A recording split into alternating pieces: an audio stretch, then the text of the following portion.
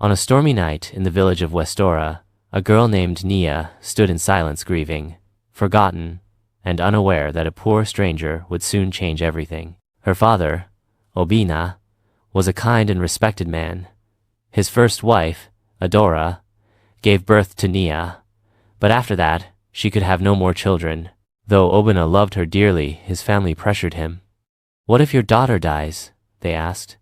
"Will your name vanish?" Eventually, he gave in and married a second wife, Ifioma. She arrived with soft smiles but a hard heart. She gave Obina 4 children and slowly took over the home. Adora and Nia were pushed to the shadows. Then one day, tragedy struck. Obina and Adora died in a car accident returning from a wedding.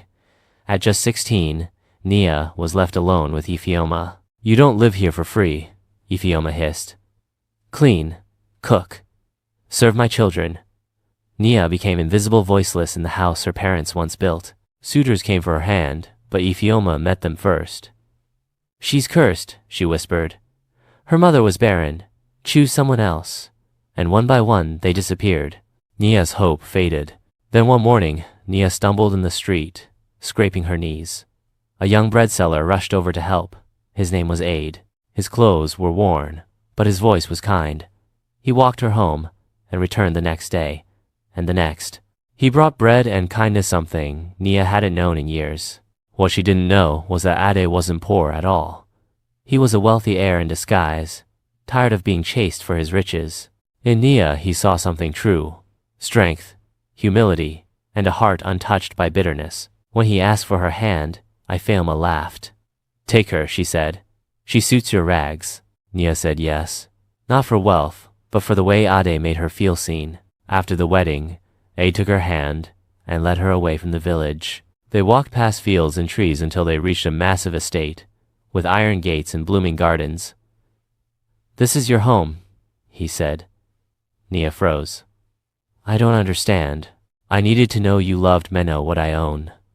Tears filled her eyes, not for the riches, but for finally being chosen. Word spread fast. Ifioma was stunned.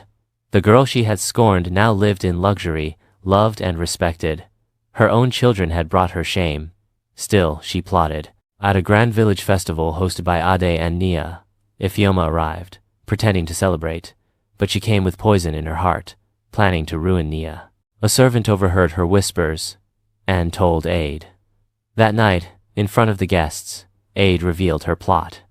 Ifioma and her daughters were disgraced and sent away. Nia, once silenced and shamed, had risen not with hatred, but with grace. She and Ade built a home full of kindness and peace, and though life tried to bury her, it only planted the seed of something stronger. She bloomed.